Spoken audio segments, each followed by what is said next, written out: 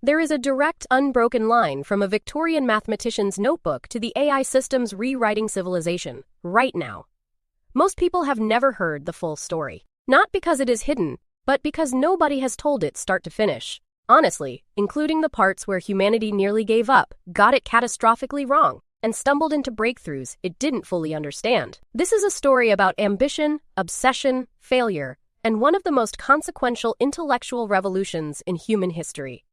It spans 180 years. It involves a poet's daughter, a wartime codebreaker, a room-sized machine that nearly bankrupted a university, and a handful of researchers who bet their careers on an idea everyone else thought was science fiction. Before we go further, hold two questions in your mind for the entire episode.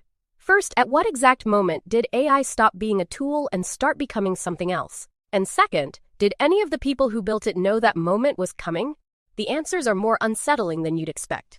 We'll come back to both. The story begins not in Silicon Valley, not in a university lab. It begins in London, in 1833, with a friendship between a reclusive genius engineer and the daughter of England's most famous poet. And it begins with a machine that was never finished. Charles Babbage was a British mathematician who spent 30 years designing a machine he called the analytical engine. It was never built in his lifetime, partly because the engineering of the era couldn't produce the precision parts it required, and partly because Babbage was, by most accounts, extraordinarily difficult to work with. But on paper, the design was astonishing. It was, in every meaningful sense, a mechanical computer. Ada Lovelace, daughter of the poet Lord Byron, trained in mathematics from childhood specifically to suppress what her mother feared was her father's dangerous romantic temperament, encountered Babbage's machine at age 17. She became its most important interpreter. In 1843, she translated an Italian engineer's notes on the engine and added her own annotations. Those annotations were 3 times longer than the original paper. In those annotations, Lovelace did something nobody else had done. She described, in precise terms, how a machine like Babbage's could be instructed to perform any operation, including operations with no fixed outcome. She was describing what we now call a general-purpose computer, and she went further. She asked whether such a machine could ever think. Her answer, cautious and precise, was probably not. But the question itself was revolutionary. Lovelace died at 36. Babbage died with his machine unbuilt. Their ideas were largely forgotten for nearly a century. The next chapter of this story begins in a very different place, a country estate in rural England, during the darkest years of the Second World War. Alan Turing was a British mathematician who in 1936 published a paper describing a theoretical device, now called the Turing machine, that could solve any problem that could be expressed as a series of logical steps. He wasn't describing a physical machine. He was describing the mathematical foundation of all computation. Every computer that has ever existed is, in a formal sense, a physical version of Turing's theoretical model. During the war, Turing led the team at Bletchley Park that cracked the Nazi Enigma code, an achievement that historians estimate shortened the war by 2 years and saved millions of lives. He did it by building one of the first electromechanical computers. But what drove Turing wasn't military strategy. It was a question that had occupied him since graduate school. Can a machine think? In 1950, Turing published his answer in a paper called Computing Machinery and Intelligence. Its opening line, "I propose to consider the question, can machines think?" He then proposed what he called the imitation game, now known as the Turing test. If a machine could carry on a conversation indistinguishable from a human, he argued, the question of whether it was really thinking became philosophically irrelevant. In 1952, Turing was arrested for being gay. He was chemically castrated by court order. In 1954, he died, almost certainly by suicide. He was 41 years old. Britain officially apologized in 2009. A royal pardon followed in 2013.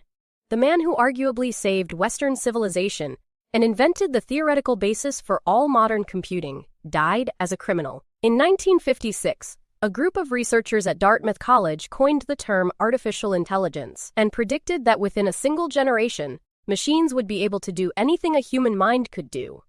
The U.S. government poured money in. Universities launched programs. The press called it the dawn of a new age. Within 15 years, virtually every promise had failed to materialize. The first AI winter had arrived. The pattern then repeated, a breakthrough. Funding floods in. Promises escalate beyond what the technology can deliver. Reality disappoints. Funding collapses. Researchers leave the field. This cycle happened not once but twice. The first AI winter in the 1970s, the second in the late 1980s. Each time, the establishment declared AI a dead end. Each time, a small group of researchers refused to stop. One of those researchers was Geoffrey Hinton, who spent decades arguing that the brain's neural architecture, the way biological neurons connect and fire, could be mathematically modeled and used to teach machines to learn. The scientific mainstream was largely dismissive. For much of his career, Hinton operated at the edge of respectability, funded by scraps, publishing papers few people read. In 2024, he won the Nobel Prize. The lesson of the AI winters isn't that AI was oversold, though it was. The lesson is that transformative technology almost always arrives on a longer schedule than its proponents claim and a shorter schedule than its critics believe. The people who kept working through the winters weren't naive. They were reading something in the evidence that the mainstream couldn't yet see. In 2012, something happened that most people outside AI research missed entirely. A team led by Hinton's graduate students entered an annual image recognition competition called ImageNet. The competition had been running for years. The best previous error rate was around 26%. Hinton's team, using a deep neural network running on gaming graphics cards, achieved 15%. The gap was so large the field assumed there had been a mistake. There was no mistake. Within 3 years, deep learning had overtaken every other approach in AI. Within 5 years, it was powering Google Search, Facebook's newsfeed, Netflix recommendations, and voice assistants in hundreds of millions of homes. The technology that had spent 60 years being declared impossible was suddenly running on the phone in everyone's pocket. The acceleration had begun. And here is the critical historical moment. The answer to the first open loop. AI stopped being a tool and started becoming something else in approximately 2017, when researchers at Google published a paper introducing the transformer architecture. That paper, titled, with academic understatement, "Attention is all you need," is the direct technical foundation of every large language model that exists today, including the ones currently passing bar exams, writing code, and diagnosing cancer. Artificial General Intelligence, AGI, is the term researchers use for an AI system that can perform any intellectual task a human can perform. Not just recognize images or generate text. Reason across domains, learn from almost no data, set its own goals. Every AI system that currently exists is narrow, extraordinarily good at specific tasks, unable to transfer that ability to anything else. AGI would be different in kind, not just degree. Leading AI labs, OpenAI, DeepMind, Anthropic, have all stated publicly that they believe AGI is likely within this decade. That is an extraordinary claim. It would represent the most consequential technological development in human history.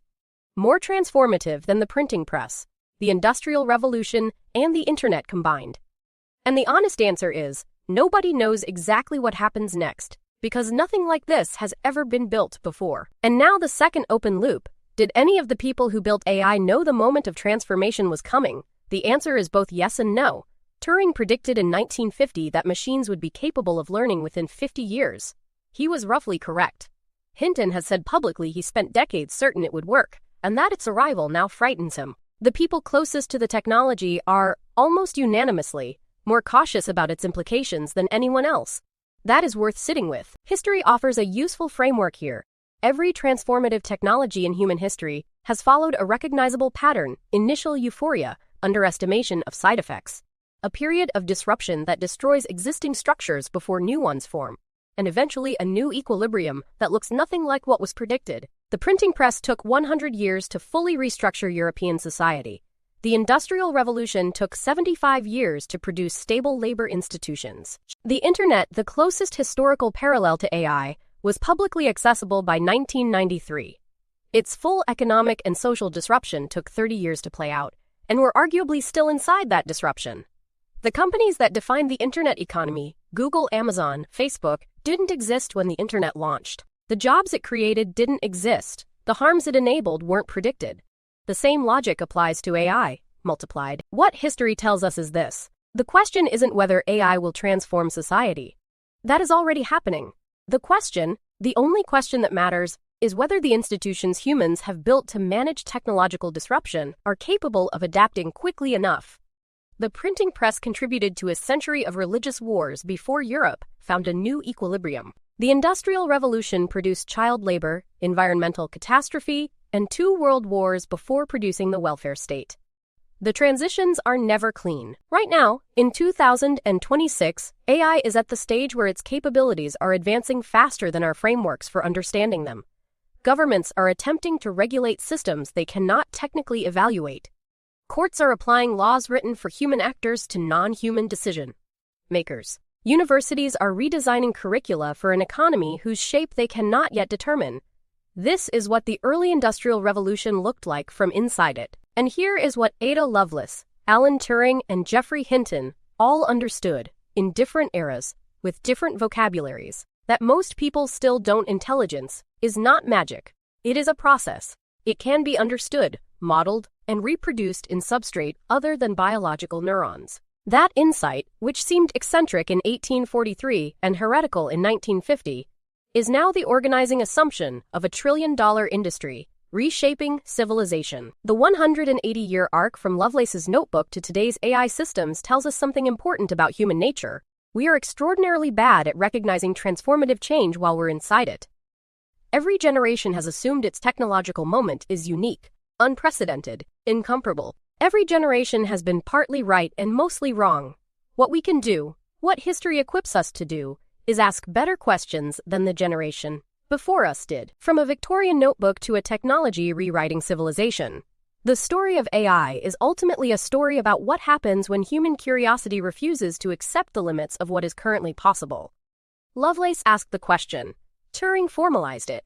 Hinton proved it was answerable. What we do with the answer is the chapter being written right now. By all of us, whether we're paying attention or not. If this kind of historically grounded, clear-eyed thinking is what you come here for, subscribe to the channel and turn on notifications so you never miss an episode. Next week, we go inside one of the most consequential geopolitical tensions of our era, with the same depth and the same honesty. The story doesn't end here, it evolves. And the next chapter may be the most important one yet.